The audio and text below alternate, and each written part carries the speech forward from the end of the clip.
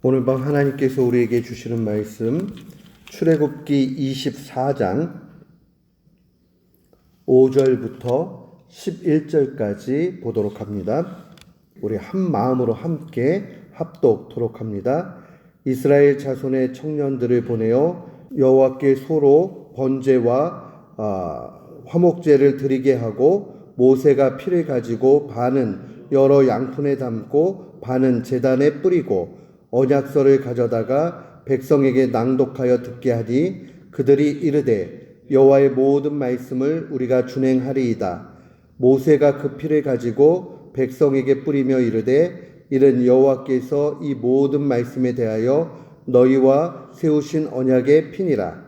모세와 아론과 나답과 아비후와 이스라엘 장로 70인이 올라가서 이스라엘의 하나님을 보니 그의 발 아래는 청옥을 핀 듯하고 하늘같이 청명하였더라.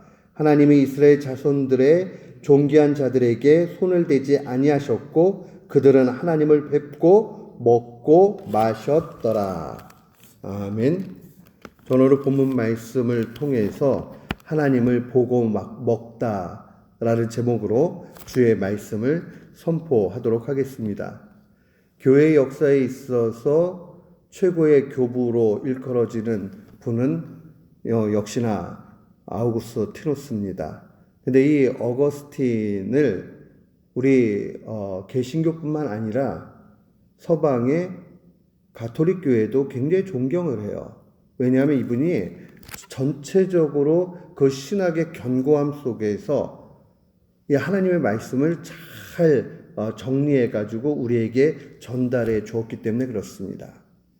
근데 이 어거스틴이 아주 유명한 책을 쓰는데 그 가운데 하나가 고백록입니다. 여기에 첫 시작의 내용 가운데 이런 부분이 나옵니다. 하나님은 우리를 하나님을 향해 살도록 지으셨습니다. 그러기에 우리 영혼은 하나님께 안기기 전까지 끊임없이 요동치고 방황할 수밖에 없습니다. 우리는 오직 하나님 안에서만 진정한 평안을 누릴 수 있습니다. 라고 고백을 했습니다. 그러니까 하나님의 품 안에 있기 전까지는 우리의 모든 인생이 요동치고 방황한다라는 그런 말입니다. 인간은 방황하는 존재입니다. 이 방황이 어디에서 멈추느냐? 바로 우리가 하나님 품 안에 안길 때만 가능합니다. 그의 품을 떠나게 되면 또 요동치고 방황하고 정말 지긋지긋한 그 고통 가운데서 살 수밖에 없습니다. 경건했던 학자 가운데 한 사람인 토마스 아퀴나스. 물론 우리가 토마스 아퀴나스의 모든 가르침을 다 받을 수는 없습니다. 그러나 이 사람의 일부분의 그 가르침은 굉장히 깊이가 있고 후대의 많은 학자들에게 영향을 줬습니다. 이분은 이렇게 이야기합니다. 인간의 궁극적인 목적이자 완전한 행복은 오직 하나님을 직접 대면하여 볼 때만 완성된다라고 이야기했습니다. 그러니까 이 말이 무엇입니까? 우리가 주님 품 안에 안겨서 주님을 완전히 대면해서 볼 때 거기에 최고의 행복이 있다는 말입니다. 물론 우리는 경험적으로 압니다. 우리가 이 땅의 삶 가운데서는 이 단계까지 다다를 수 없다는 것을 잘 압니다. 그럼에도 불구하고 우리는 부분적이지만 완벽하지 않지만 얼마든지 주님의 품 안에 거하고 주님의 얼굴을 대변하며 살 수 있다는 것도 분명히 사실이다. 이렇게 볼 수 있습니다. 인간의 방황을 종지부짓고 최고의 행복 상태로 놓여지는 것, 그것은 바로 하나님을 직접 보는 겁니다. 대변하는 겁니다. 그래서 사도는 이렇게 증언합니다. 우리가 지금은 거울을 보는 것 같이 희미하나 그때에는 천국에 들어간 그때를 얘기합니다. 얼굴과 얼굴을 대하여 볼 것이요 누구의 얼굴을 보는 것입니까? 하나님의 얼굴을 보는 겁니다. 지금은 내가 부분적으로 아나 그때에는 주께서 나를 아신 것 같이 내가 온전히 알리라. 물론 우리가 하나님과 질적인 차이가 있는데 우리가 천국에 들어간들 하나님 차원까지 어떻게 알겠어요? 그러나 지금보다 훨씬 더 깊이 알게 되고 주님을 대면하면서 그 가운데 최고의 행복을 누리게 됨을 증언하고 있는 겁니다. 신자는 하나님을 대면하고 하나님을 바로 볼 때에 최고의 행복 가운데 들어가게 되는 겁니다. 이 신비는 결론적으로는 종말론적으로 우리가 죽은 이후에 천국 들어가면 그때 이루어지는 것이지만 그러나 이 땅에서도 불가능한 것은 아닙니다. 부분적이지만 우리는 희미하게나마 그래도 이 기쁨을 누리며 갈 수 있습니다. 사랑하는 성도 여러분, 오늘 본문은 우리에게 이 사실을 아주 명백하게 보여줍니다. 이제 애굽 땅에서 이집트에서 종살이하고 살고 있다가 때가 되었을 때 하나님께서 이끌어 주시지요. 그리고 그들이 이제 시내산까지 오게 됩니다. 그 시내산에 오게 됐을 때 하나님은 이스라엘 백성과 언약을 맺으시는 그 광경이 기록되어져 있습니다. 이 상황 속에서 그들은 하나님을 경험하게 되죠. 10절 말씀에 보니까 이스라엘의 하나님을 보니 그의 발 아래에는 청옥을 편듯하고 하늘같이 청명했다라고 기록되어져 있습니다. 하나님과 언약을 맺고 그 가운데서 이들은 하나님을 직접 대변하는 일들이 경험됩니다. 물론 이것은 하나님을 직접적으로 다 보았느냐 그렇게 이야기할 수는 없어요. 죄된 우리가 영광의 하나님을 보면 다 죽기 때문에 그렇죠.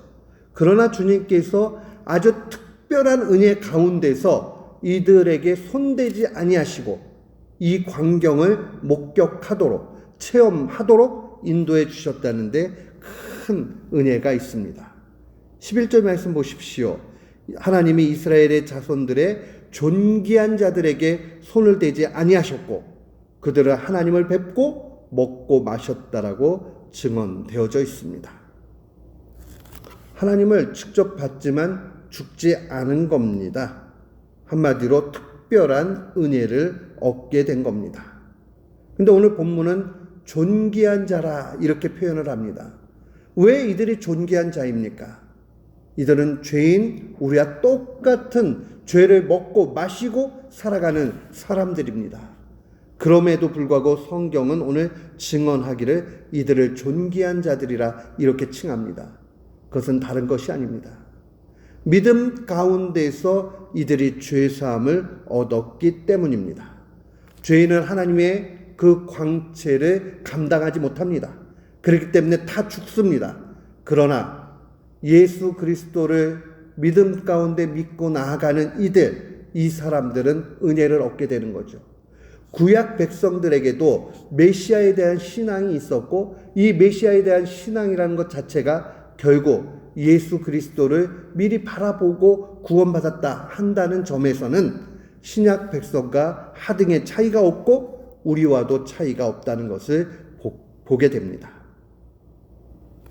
하나님 앞에 존귀한 자는 다른 사람이 아닙니다. 우리가 이 땅에서 성공해서 하나님께 영광을 돌리는 것, 이것이 존귀한 자가 아닙니다. 이 땅에서 평범하고 아무런 것들을 나타낼 수 없는, 세상이 주목하지 않는 사람이라 할지라도 죄사함의 은택을 입은 사람, 이 사람은 존귀한 자입니다.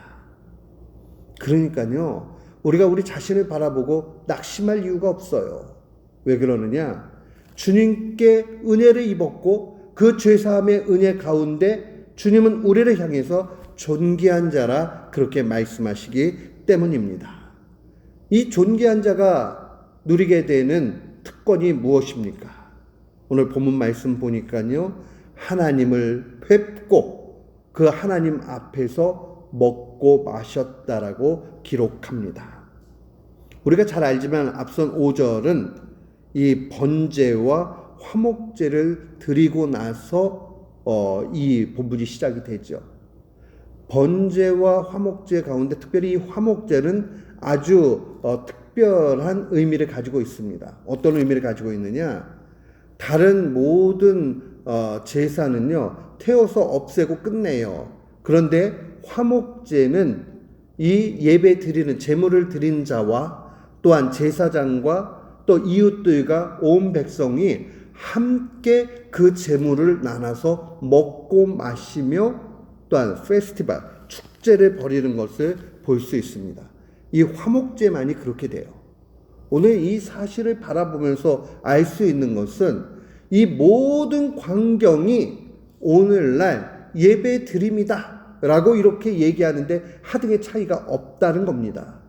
그러면서 특별히 이 화목제라는 것은 무엇과 관련이 되는가? 저는 이 본문을 기도 중에 읽으면서 화목제 하니까 성찬이 생각이 나는 거예요. 그래서 이것을 성찬으로 해석할 수 있겠는가 하고 찾아봤어요. 유수한 학자들이 모두 이구동성으로 이 부분을 성찬과 연결해서 해석한다는 사실을 발견하고 깜짝 놀랐습니다. 구약의 화목제는 특별히 제사 5가지 가운데서 성찬을 잘 드러내는 그러한 모습이라는 걸 알게 되었습니다. 우리는 이 성찬의 은택을 통해서 분명히 하나님을 그대로 보는 일들을 경험하게 됩니다. 저는 하나님을 본 적이 없는데요. 눈으로 본 적이 없는데요. 물론 우리가 감지 못할 수 있습니다. 근데 중요한 사실은 우리가 성찬, 예배에 임할 때에 천상의 예배의 일원으로 드린다는 데는 차이가 분명히 없습니다. 그리고 우리는 성령의 인도함을 통해서 우리의 영혼이 천상으로 올라가게 되고 그곳에서 먼저 앞서간 성도들과 더불어서 또한 천군 천사들과 더불어서 주님께 예배한다는 것을 우리는 볼 수 있습니다. 근데 오늘날의 성찬 가운데 우리가 더 놀라운 사실은 이들은 믿음 가운데서 먹고 마시면서 오실 메시아에 대한 기대 가운데서 그 화목제물을 드렸지만 우리는 이 오신 예수 그리스도를 바라보면서 하나님이신 예수 그리스도를 먹고 마신다는 사실입니다.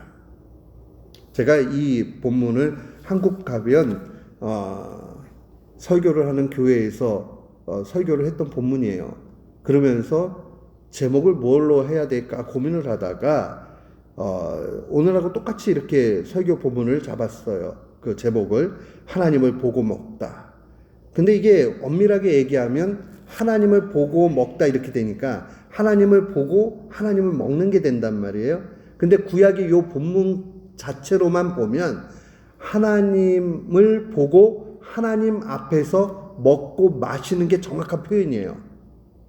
그러나 이것을 성찬의 은혜 가운데 오게 되면 성찬은 그리스도의 몸과 피를 먹고 마시는 겁니다. 그의 몸과 피를 먹고 마실 때에 우리에게 영생의 은혜가 더욱 확연하게 드러나게 되고 우리는 확신하게 되는 거죠. 사랑하는 성도 여러분, 이것을 우리는 가볍게 여겨서는 안 됩니다. 로마 교회는 우리에게 보여주는 주어지는 떡과 포도주가 본질적으로 그리스도의 몸과 피로 변한다라고 하니 여기에서 문제가 생긴 거예요. 떡은 떡이고 포도주는 포도주인데 이것까지 다 변한다고 얘기하니까 너무 지나치게 간 마술적 요소가 들어가게 된 이 자체가 잘못된 겁니다. 그러나 그들이 하나 정확하게 보고 있는 것은 예수 그리스도께서 그 장소에 임하신다 하는 것은 정확하게 본 거예요. 그러니까 칼빈에게 있어서는 어떻게 되었느냐?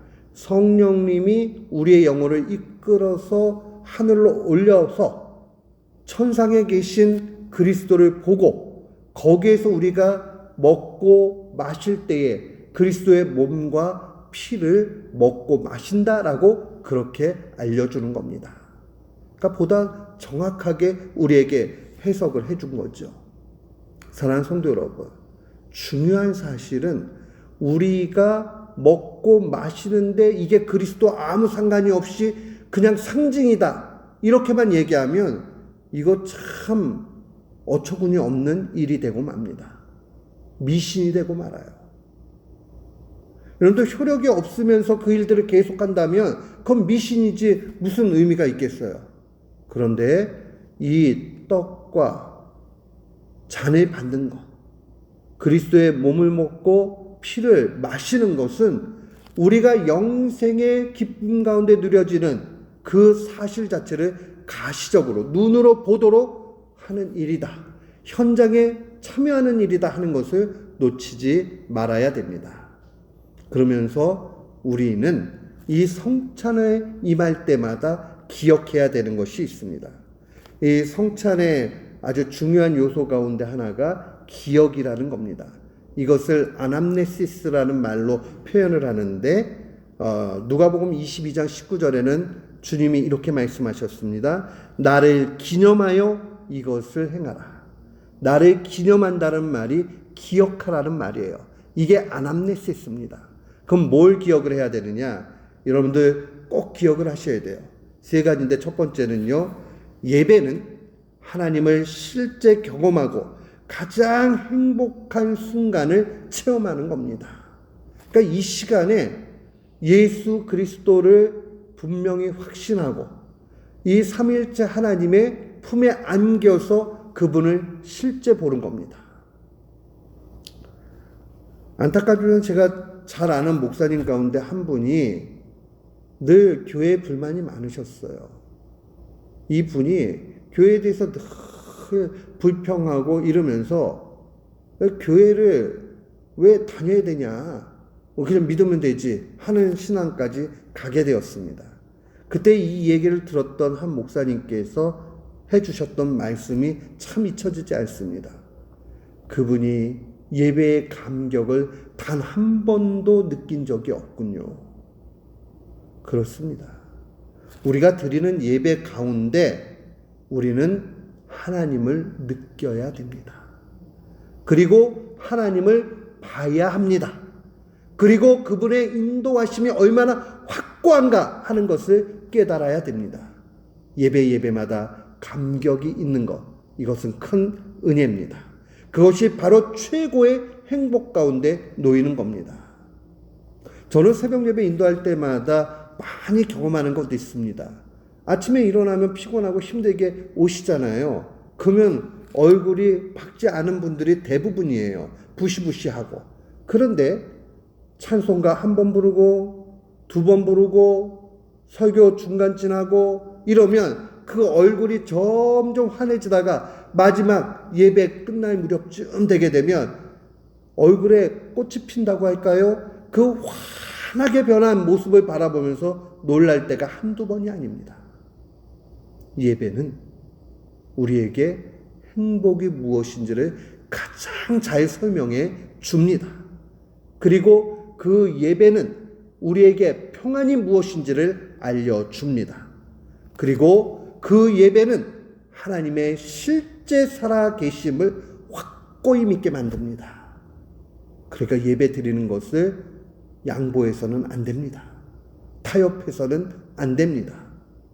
제가 이번에도 우리 가족들 한국 나갔을 때에 미국 있을 때부터 얘기했던 거 있어요. 한국은 수요 예배도 있으니까 우리가 수요 예배, 금요 예배, 주일 예배 한 교회에서 한 번도 빠지지 않고 다 드린다. 저는 이것이 왜 그렇게 중요하냐? 그렇게 스케줄을 잡으면요, 실제로 한국 가가지고 여행할 시간이나 아니면 누구를 만날 시간이 거의 없어요. 저녁 시간을 수요일, 금요일 다 빼고 나면 어떻게 그렇게 되겠어요? 그러나 다른 무엇보다도 이 시간이 가장 귀하고 우리가 평생에 지나고 나서 2026년도 한국에 가족들이 갔었는데 그때 남는 건 예배드린 것이었다 라고 한다면 그것으로 족한 줄을 믿습니다. 우리는 성찬 임할 때마다 이 사실을 기억해야 됩니다. 두 번째로 우리가 기억해야 되는 것은 예수 그리스도께서 나를 위해 죽으시고 부활하셔서 우리의 구원의 보증이 되셨다라는 것을 마음에 기억해야 됩니다.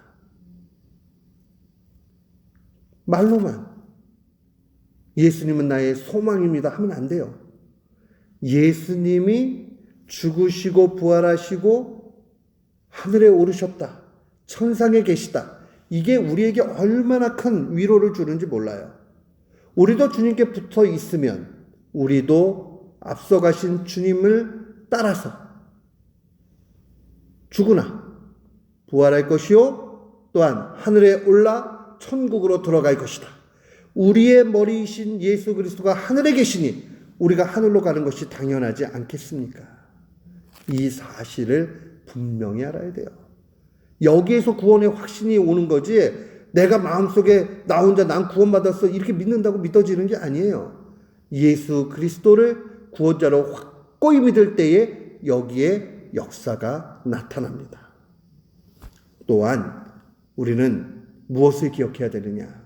성찬을 받을 때마다 종말론적으로 최후에 오게 될 하나님의 나라, 그 천국을 미리 앞당겨 가지고 맛보는 겁니다. 우리가 성찬을 받을 때마다 천국을 미리 경험한다 하는 것을 기억해야 됩니다. 예배를 드릴 때마다 우리는 천국의 삶을 미리 맛본다. 얼마나 좋습니까? 우리가 천국같이 경험할 수 있는 일들이 세상에서 얼마나 있어요. 좋은 음식을 한번 먹고 그 다음에 놀이를 하고 또 좋은 사람들을 만나고 하면 그것 좀 좋기는 하죠. 그래서 이거 천국이 따로 없다 이런 생각을 하지만 그거 얼마 오래 가지 않는단 말이에요. 그러나 하나님의 나라를 미리 앞당겨가지고 경험하는 이 예배, 성찬, 이 일들을 통해 가지고 우리가 기억해야 되는 것은 천국이 이런 곳이구나. 물론 이 이야기는요, 예배 은혜 받지 않는 사람에게는 아주 지옥 같은 일일 수 있죠. 하도 예배가 지루하고 그런 상황에 가지고 몸을 비비비비 꼬고 있는데 엄마가 그랬대요. 천국에는 예배가 항상 있다 그랬더니 그 아이가 천국 가기 싫다 그랬대요. 물론 우스갯소리로 만든 얘기죠. 그러나 그걸 뒤집어서 이야기를 하며 우리가 예배마다 은혜를 받고 기대가 되고 오늘은 하나님께서 어떠한 은혜를 부어주실까? 하나님이 오늘은 어떻게 말씀해 주실까? 우리의 기도에 어떻게 응답해 주셨는가? 그거 기대하고 살아가게 되면 예배를 자꾸 드리고 싶은 마음으로 가득 차게 됩니다. 이 감격이 필요합니다. 그리고 이것은 우리의 영혼을 살찌게 만들고 이것은 우리를 새로움으로 이끌어 갑니다. 예배보다 더 큰 신비는 저는 이제껏 본 적도 없고 아는 바도 없습니다. 공부를 해보면서도 여러 가지 교회에 유익한 일들이 있지요. 그러나 예배보다 앞서는 일을 찾은 적이 없습니다. 사랑하는 성도 여러분, 그렇기 때문에 교회에 모여서 예배하는 이 시간을 귀하게 여기십시오. 그리고 이 가운데 은혜를 충만히 받으십시오. 그래서 예배 드리는 걸 통해 가지고 세상을 이겨야 합니다. 우리의 믿음이 날로 성장해야 됩니다. 그거 기억하면서 오늘도 이 말씀 가운데 충만한 은혜를 받고 예배를 통해 하나님 앞에 영광을 돌리는 우리 모두가 되시기를 주님의 이름으로 축원합니다. 아멘.